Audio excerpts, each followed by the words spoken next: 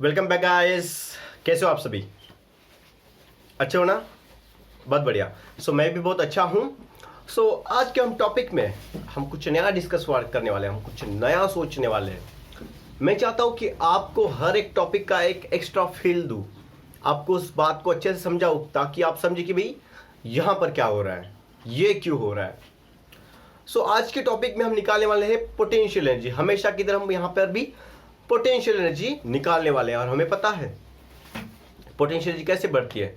अगर किसी फोर्स के अगेंस्ट अगर हम काम करते हैं, अगर हमें किसी फोर्स के अगेंस्ट हम काम करते हैं तो उस बॉडी में पोटेंशियल एनर्जी बढ़ जाती है, बराबर है। तो सिमिलरली यहां पर भी हम कुछ ऐसे ही निकालने वाले हैं, तो पोटेंशियल एनर्जी निकालने वाले हैं, लेकिन पोटेंशियल निकालने वाले हैं एक टेस्ट चार्ज का। ठीक है, तो हमने लिखा है यहां पे potential of a single charge in an external electric field. तो हमारे पास में एक्सटर्नल इलेक्ट्रिक फील्ड है पहले से भी। देखो, अगर कोई चार्ज है, सिंपली यहां पर है, अगर मैं उसको यहां पे मूव करूं तो मुझे कुछ भी वर्क डन नहीं करना पड़े। क्यों? क्योंकि मैंने बताया नहीं कि यहां पे कोई चार्जेस रखे हैं पहले से, बराबर है। अगर पहले से वहां पे कोई इलेक्ट्रिक फील्ड है ही नहीं तो इस चार्ज के मोशन को अपोज थोड़ी करने वाली है। अगर अपोज करेगी नहीं तो वहां पे कुछ वर्क डन होगा नहीं। क्यों? क्योंकि ये तो इक्विपोटेंशियल प्लेन, इक्विपोटेंशियल जो प्लेन है हम कहेंगे उसमें मूव हो रहा है, इक्विपोटेंशियल स्पेस है उसमें मूव हो रहा है। तो अगर मैंने चुपके से यहां पर एक चार्ज रखा जो कि पॉजिटिव चार्ज है, तो भैया यहां से इलेक्ट्रिक फील्ड निकलना शुरू रहेंगी, बहुत सारी, कंटिन्यूसली ऐसे। अगर मैं यहां से अभी उसी टेस्ट चार्ज को, जिसका मैग्नीट्यूड बहुत कम है, जो खुद का इलेक्ट्रिक फील्ड नहीं बना सकता, ऐसा पॉजिटिव टेस्ट चार्ज इस कंटिन्यूसली निकलने वाली इलेक्ट्रिक फील्ड के अगेंस्ट लेकर आयु, यहां से इलेक्ट्रिक फील्ड निकल रही है, यहां से मैं चार्ज को लेकर आ रहा हूं, तो भैया मुझे जो है वर्क डन करने में थोड़ा सा तकलीफ हो रहा है। क्यों? क्योंकि ये जो है यहां से अपोज कर रहा है, यहां से जो फोर्सेस निकल रही है पॉजिटिव चार्ज में से। अभी क्या होगा, इस पॉजिटिव चार्ज को काम करने में थोड़ी तकलीफ जा रही है, मतलब मुझे एक्सटर्नल फोर्स लगाना पड़ रहा है इस चार्ज को इस तरफ मूव करने के लिए। तो ये जो फोर्स लगाना पड़ रहा है उसकी वजह से क्या हो रहा है, तो भैया हम कहेंगे वो वर्क डन हो रहा है। सिंपल है, वर्क डन जितना हम करेंगे उतना ही तो पोटेंशियल एनर्जी बढ़ेगी उस बॉडी की। यहां पे बॉडी नहीं, यहां पे चार्ज है, तो उतना ही तो पोटेंशियल एनर्जी बढ़ेगा उस चार्ज का, बराबर है। तो सिंपल बात है, इसको डायग्राम के तौर पे समझते, डायग्राम से समझते इसको। ठीक है, अभी समझो कि भाई इस तरफ से कोई इलेक्ट्रिक फील्ड आ रही है जिसको हम ई कहेंगे, इलेक्ट्रिक फील्ड ई। और समझो कि यहां से कहीं इनफाइनाइट डिस्टेंस पे हमारे पास में एक प्लस क्यू टेस्ट चार्ज है। कैसा चार्ज है? Test charge. बहुत दूर है, इनफाइनाइट डिस्टेंस पे है।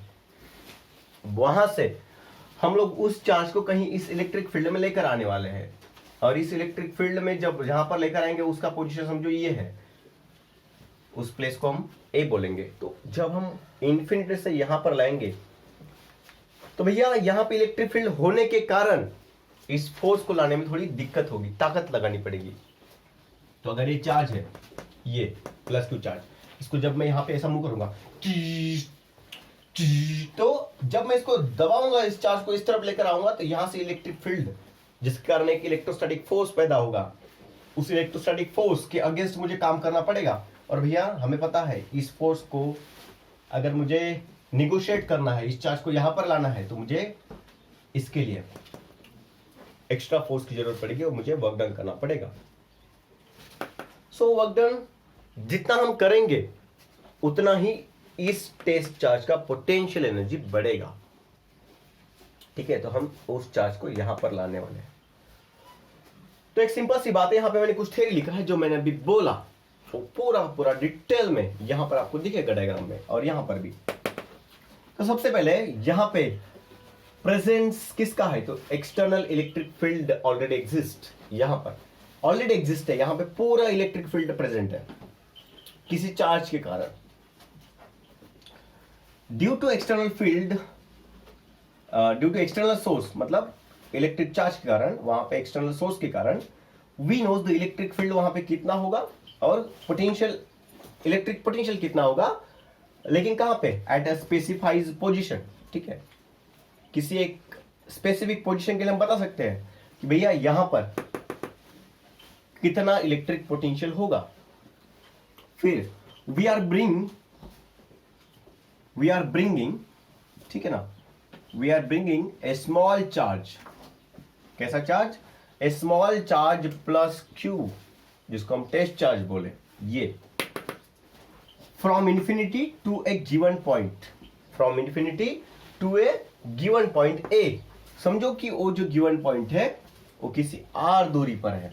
कहां से, इलेक्ट्रिक फील्ड के सोर्स से, जहां से इलेक्ट्रिक फील्ड निकल रही है उस सोर्स से ये जो पॉइंट है ये कितने दूरी पर है, ये पॉइंट समझो आर दूरी पर है। समझो यहां पे कहीं पे हमारा एक चार्ज रखा हुआ है जिसके कारण ये पूरा इलेक्ट्रिक फील्ड है, तो ये आर दूरी पर होगा इतना इलेक्ट्रिक पोटेंशियल। ठीक है, अब कितना होगा electric potential, so electric potential at r is v. ठीक है, हम कहेंगे कि भाई आर दूरी पे इस सोर्स से जो हमारा सोर्स चार्ज है, समझो जो हमारा कैपिटल क्यू है, ठीक है ना, सोर्स चार्ज को हम कैपिटल क्यू नाम देते हैं इस बार।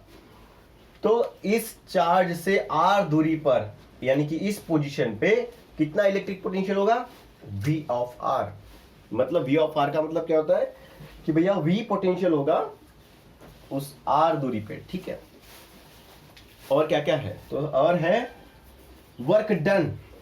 सो अभी वर्क डन कितना होगा, तो हम पढ़ चुके हैं, work done is equal to electric potential multiply charge. अब इलेक्ट्रिक पोटेंशियल क्या है, तो इस सोर्स से इतनी दूरी पर इलेक्ट्रिक पोटेंशियल कितना था, V, और हम कौन सी चार्ज को मूव कर रहे हैं, तो हम Q चार्ज को मूव कर रहे हैं। तो वर्क डन कितना होगा, तो V मल्टीप्लाई Q, ये क्या है, पोटेंशियल एट R।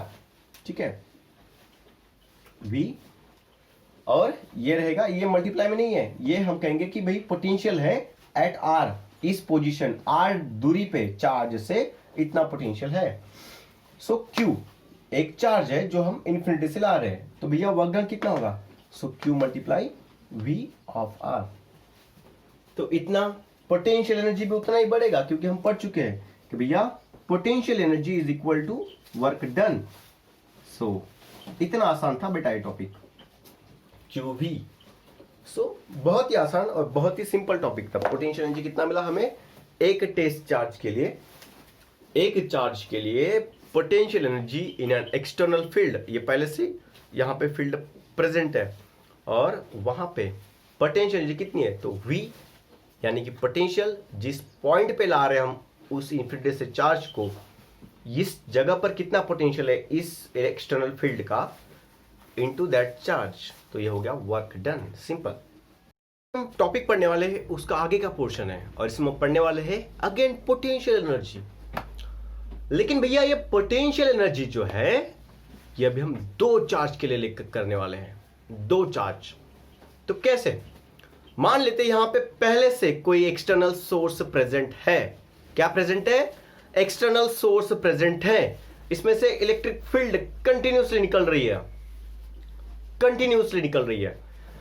अभी यहां पर दो चार्ज इंफिनिटी पे, एक यहां पे है समझो, एक और यहां पे होगा। इंफिनिटी पे मतलब बहुत दूर, यहां पे कहीं दूर होगा, कोई और पोजीशन पे होगा, बहुत दूर। इंफिनिटी पे दो चार्जेस रखे हैं, यहां पे कंटिन्यूसली इलेक्ट्रिक फील्ड निकल रही है। अब समझो इस फील्ड के कारण हर एक पोजीशन पे अलग अलग पोटेंशियल होगा, बराबर है। तो अब जब मैं इस चार्ज को, पहले चार्ज Q1 को जब मूव करते हुए यहां पर लेकर आऊंगा तो मुझे फोर्स लगाना पड़ेगा, इस फोर्स के अगेंस्ट, तो क्या होगा, मुझे वर्क डन करना पड़ेगा। तो इस Q1 चार्ज को अपोज कौन कर रहा है, ये इलेक्ट्रिक फील्ड जो पहले से प्रेजेंट है, ये इलेक्ट्रिक फील्ड इस Q1 चार्ज को अपोज कर रही है।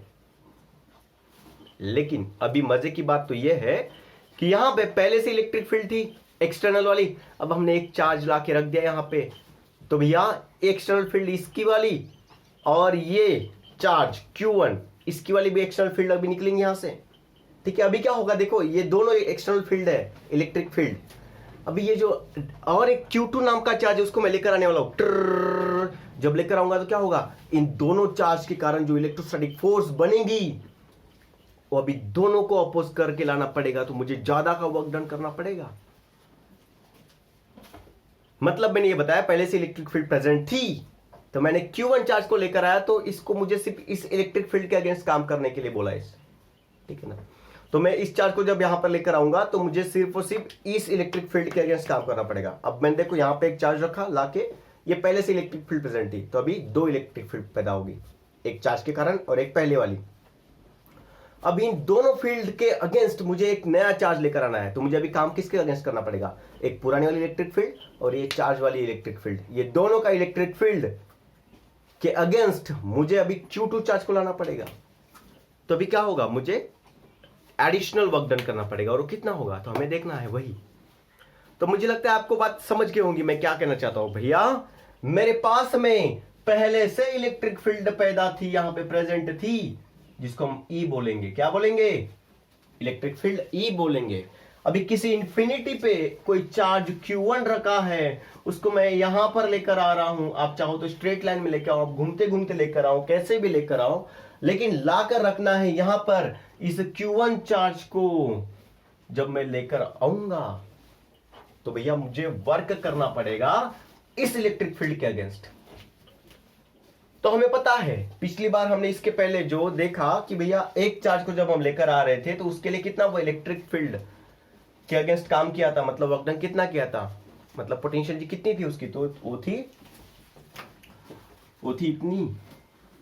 हम कौन सी चार्ज को लेकर आ रहे हैं, Q1 चार्ज को लेकर आ रहे हैं।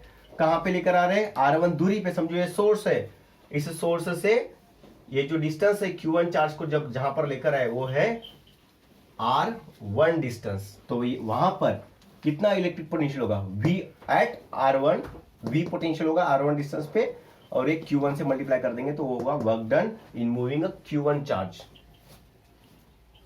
ठीक है, तो ओके, यहां तक सब ठीक था।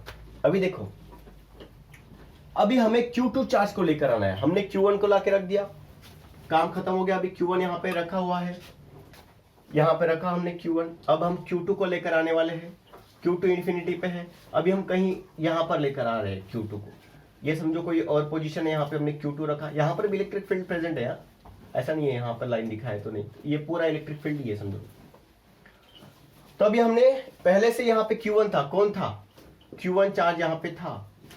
अभी हमने किसको लाके रखे, Q2 चार्ज को लाके रखे। अभी क्या होगा सर, तो अभी देखो क्या होगा, जब हम Q2 चार्ज को लेकर आएंगे तो अभी हमें दो फील्ड के अगेंस्ट काम करना पड़ेगा, एक जो एक्सटर्नल इलेक्ट्रिक फील्ड थी उसके अगेंस्ट, और एक इस चार्ज Q1 में से जो इलेक्ट्रिक फील्ड निकलेंगी उसके अगेंस्ट। तो मैं इसको E1 नाम देता हूं फिलहाल के लिए, आपको समझने के लिए। ये पुराना इलेक्ट्रिक फील्ड E था और नया वाला इलेक्ट्रिक फील्ड E1 है समझो, Q1 चार्ज के कारण। तो अभी मुझे दो इलेक्ट्रिक फील्ड के अगेंस्ट काम करना पड़ेगा, मतलब मुझे दो चार्जेस, दो इलेक्ट्रिक फील्ड के कारण जो फोर्सेस प्रोड्यूस्ड होगा वहां पे, उस फोर्सेस के अगेंस्ट काम करना पड़ेगा। तो Q2 को जब मैं वापस लाऊंगा यहाँ पे, तो पहला इलेक्ट्रिक फील्ड बोलेगा तू नहीं आ सकता, तू नहीं आ सकता, तो मुझे इसको और फोर्स लगाना पड़ेगा, तू आ जा भाई, वर्क डन कर ले। फिर मैं Q2 को लाऊंगा तो भैया मुझे ये Q1 चार्ज बोलेगा कि मेरा इलेक्ट्रिक फील्ड है, तू नहीं आ सकता यहाँ पे। तो मैं बोलूंगा भाई तू क्या ढिंकच क्या कर रहा है वहां पे, मुझे तो आना ही है। तो इसको भी हम लेकर आएंगे यहाँ पे, Q2 चार्ज को हम इसके अगेंस्ट भी लेकर आएंगे Q1 चार्ज की। तो अभी मुझे कितना काम करना पड़ा। तो देखो एक बात तो क्लियर है, अगर मैं कोई भी एक चार्ज लेकर आऊं तो एक्सटर्नल फील्ड के अगेंस्ट कितना काम करना पड़ेगा मुझे, तो work done is equal to कितना है, सो है इतना। क्योंकि देखो इस सोर्स से जो पहले से ही प्रेजेंट था वहां से इस Q2 चार्ज का डिस्टेंस कितना है, तो हम कहेंगे R2 डिस्टेंस है इस Q2 चार्ज का। तो मैंने यहां पे लिखा work done on charge Q2, work done on charge Q2 against external field, जो पहले से एक्सटर्नल फील्ड थी उसके अगेंस्ट मुझे कितना वर्क डन करना पड़ा, V मल्टीप्लाई Q2 दूसरे चार्ज के लिए। फिर वर्क डन ऑन Q2, अभी मैं Q2 के ऊपर और वर्क डन करना पड़ेगा मुझे, Q against field due to Q1। ये जो Q1 है इसका भी कोई फील्ड होगा, उसके अगेंस्ट भी काम करना पड़ेगा, और वो कितना होगा, तो हम कल पढ़ चुके थे इसके पहले कि भैया यह है Q1 चार्ज के कारण पोटेंशियल किसी दूरी पर। अब बेटा ये Q1 चार्ज है, ये Q2 चार्ज है, इनके बीच की दूरी कितनी है? R है। चार्ज 1 से लेकर चार्ज 2 तक, तो हम उसको R12 बोलेंगे। क्या बोलेंगे? R12 बोलेंगे। तो देखो अभी Q1 चार्ज से R12 दूरी पे कितना इलेक्ट्रिक पोटेंशियल होगा? तो होगा Q1 जिसके कारण पोटेंशियल है अपॉन 4πε0 और वो दूरी, वो डिस्टेंस R12, तो इतनी दूरी पे Q1 चार्ज से R12 दूरी पे इतना पोटेंशियल होगा। और हम किसको लेकर आने वाले हैं? तो हम Q2 चार्ज को लेकर आने वाले हैं, तो उससे हम मल्टीप्लाई कर देते हैं। इस एक प्रकार से ऐसा ही हुआ, V multiply Q is equal to work done, potential due to charge Q1 at distance R12 multiply charge Q2। Now total work done कितना हुआ? तो हमारे पास में वर्क डन ऐड करने के लिए सिंपल अलजेब्रिक तरीके से हम ऐड करेंगे। तो पहला जो वर्क डन था, Q1 चार्ज को जब लेकर आए थे तो था Q1 multiply V of R1, ये था चार्ज 1 के लिए वर्क डन। ठीक है, फिर Q2 चार्ज को लाने के लिए हमें दो वर्क डन करने पड़े, एक एक्सटर्नल फील्ड के अगेंस्ट और वो था Q2 V R2, और फिर दूसरा Q1 चार्ज के against Q1 Q2 upon 4πε R12, ये Q1 Q2 अपॉन 4πε R12। तो टोटल वर्क डन जितना किया उतना ही तो पोटेंशियल एनर्जी बढ़ेगा, और वही potential energy is equal to ये सभी के सभी वर्क डन का एडिशन। तो ऐसा सिंपल टॉपिक था ये। तो भैया जितना प्रेजेंट होगा उसके अगेंस्ट मुझे ज्यादा काम करने पड़ेगा। अगर कम इलेक्ट्रिक फील्ड है तो कम काम करना पड़ेगा, ज्यादा इलेक्ट्रिक फील्ड है तो ज्यादा काम करना पड़ेगा। अब यहाँ पे एक्सटर्नल फील्ड थी और एक चार्ज था, और हम Q2 को लेकर आने वाले थे, तो मुझे दोनों के अगेंस्ट काम करना पड़ा। पहले सिर्फ एक्सटर्नल फील्ड थी, Q1 चार्ज लेकर आए तो कम काम करना पड़ा। फिर Q1 ये एक्सटर्नल फील्ड है, फिर Q1 चार्ज है, अब मुझे Q2 को लाना है, तो मुझे Q2 को जब लाऊंगा तो Q1 के अगेंस्ट काम करना पड़ेगा और इस एक्सटर्नल फील्ड के अगेंस्ट भी काम करना पड़ेगा, तो मुझे दो काम करने पड़ेगा। तो उस सभी का addition is equal to potential energy होता है। तो इस प्रकार से हमने इसको जाना।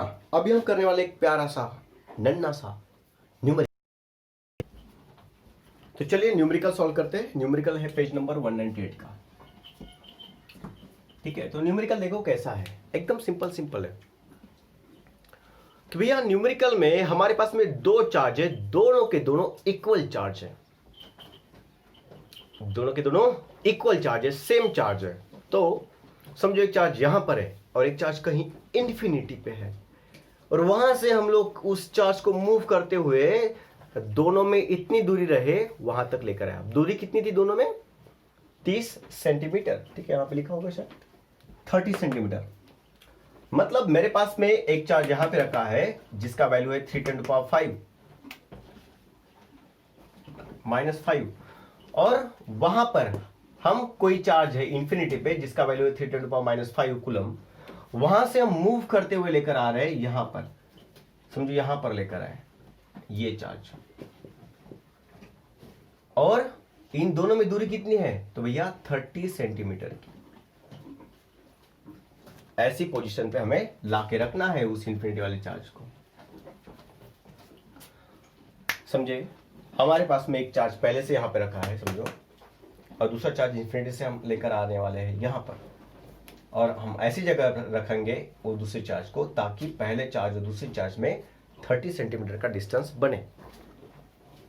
ठीक है, यहाँ पे थोड़ी गर्मी ज्यादा है, थोड़ा पसीना आता है, कोई प्रॉब्लम नहीं। तो भैया हमें पता है potential energy at infinity is equal to 0। तो यहाँ पे कितना पोटेंशियल एनर्जी होगा? तो हमें फॉर्मूला पता है, potential energy is equal to 1/4πε0 Q1 Q2 upon R। इस फॉर्मूले में अगर हम हर एक चीज का वैल्यू डालें तो आराम से हो जाएगा, लेकिन हम इस R की वैल्यू देखो कन्वर्ट करना पड़ेगा। यहाँ पे कितना है? 30 सेंटीमीटर। इसको जब हम कन्वर्ट करेंगे तो कितना होगा? 13 × 2 मीटर। ठीक है, अगर आपको इसको ऐसे रखना है तो ऐसे रख सकते हो। ठीक है, अभी देखो क्या होगा, increase in potential energy is equal to 1/4πε0 का वैल्यू होता है 9 × 10⁹ इसका पूरा वैल्यू ये है, इनटू Q1 कितना था, तो Q1 था सर चार्ज A 3 × 10⁻⁵। Q2 कितना था, Q2 उतना ही था, तो 3 × 10⁻⁵ अगेन। और नीचे कितना है R बचा अभी, तो वो है 30 × 10⁻⁻2 मीटर। तो अभी हम किसको इसको कैंसिल कर सकते हैं, देखते हैं यहां पे।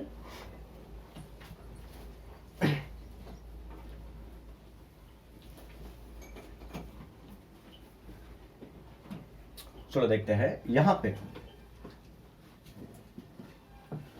पावर का भी एडजस्टमेंट करते हैं थोड़ा साइड। ये है 9 × 3 × 3, यहां पे लिखते हैं 9 × 3 × 3, और यहां पे 10⁻9 है, ये आएगा -5, ये आएगा -5, और ये 10⁻2 है, नीचे से जब ऊपर आएगा तो ये बनेगा +2। ठीक है, अब नीचे क्या बचेगा 30 ओनली। अब पावर और की एडिशन कर लेते हैं, किस्सा खत्म कर देते हैं। देखो यहाँ पे कितना बचेगा, इज इक्वल टू ये बनेगा, देखो यहाँ से अगर हम 3 से डिवाइड कर देते, 3 1 3 और 3 10 30, तो 1/10 बचा यहाँ पे। सो देखो कितना आएगा 9 × 3 अपॉन में 10, और यहाँ पावर कितना बचता है देखो 9 -5 -5, तो ये बन गया -10, और 9 में से -10 गया तो 9 - 10 + 2 इज इक्वल टू बनता है -1 + 2 इज इक्वल टू बनता है +1। यहाँ पे आएगा 10⁻+1, और ऊपर वाला 10⁻+1, नीचे वाला 10⁻+1 खत्म, तो कितना बचेगा अभी 27, और ये हो गया जूल। तो इतना इंक्रीजिंग पोटेंशियल एनर्जी रहेगा। एक बार आप नोट कर लीजिए उसको। कर लिया, तो देखो हमने क्या देखा भाई, 27 जूल का जो पोटेंशियल एनर्जी है वो बड़ा, वो इंक्रीज हुआ उतना पोटेंशियल एनर्जी। पहले समझो कि 0 पोटेंशियल एनर्जी था उस चार्ज का, अभी जब हम उसको मूव करते हुए लेकर आए तो वहां पे इंक्रीजिंग पोटेंशियल एनर्जी कितना था, तो भैया वो था 27 जूल का पोटेंशियल एनर्जी। तो शायद आपको समझ गया होगा, मैंने जो आपको बड़ा बताया कि भाई अगर हम किसी एक्सटर्नल फील्ड के अगेंस्ट कोई चार्ज को लेकर आते हैं तो पोटेंशियल एनर्जी बढ़ती है इस चार्ज की। जैसे कि मैंने आपको बताया था, ये कोई अर्थ का सरफेस है दिस, और यहां से कोई बॉडी अगर आप ऊपर लेके जाते हो तो आप किसके अगेंस्ट काम कर रहे हो, नीचे खींचने वाले फोर्स के अगेंस्ट। तो जैसे जैसे आप ऊपर जाओगे तो इस बॉडी का पोटेंशियल एनर्जी धीरे धीरे बढ़ता है। यहाँ पे 0 था, 0 के बाद में थोड़ा बढ़ने लगा। यहाँ पे उल्टा है, यहाँ पे कोई इलेक्ट्रिक फील्ड है जो कि पॉजिटिव चार्ज से निकल रही है, और यहाँ से हम कोई पॉजिटिव चार्ज लेकर आ रहे हैं, तो जैसे जैसे हम इसके पास में आएंगे तो इस चार्ज का पोटेंशियल एनर्जी बढ़ेगा। तो ऐसे ही इस वीडियो में आपको समझना था। अगर आपने वीडियो को पूरा देख लिया है तो आई होप आप शेयर कर रहे होंगे वीडियो को आपके दोस्तों तक, ठीक है। और आप पढ़ाई करते रहिए और फोकस करिए क्लास 12 पे और आपके एंट्रेंस एग्जाम पे, और घर पर रहिए, सुरक्षित रहिए, क्योंकि यहाँ पे अभी जो बाहर शुरू है कोरोना की वजह से इतने पेशेंट बढ़े, उतने पेशेंट बढ़े, तो आई होप हम लोगों के बीच में नहीं बढ़े, ठीक है, और कहीं पर भी नहीं बढ़े, पूरे दुनिया में विश्व में थोड़ा शांति का माहौल बने। इस कोरोना की अभी जो दिन चल रहे समझो कोरोना के, उसके अगेंस्ट हमें लड़ना पड़ेगा। तो आप ये काम घर पे रह के हो सकता है, और बाहर गए तो ज़्यादा किसी के साथ में हमारा संपर्क ना आए, ऐसा हमें करना पड़ेगा, और वो शायद भीड़ में पॉसिबल नहीं होगा, इसलिए घर पर रह के पढ़ाई करने में ही भलाई है। तो चलो मिलते हैं अगले सेशन में, तब तक के लिए बाय बाय।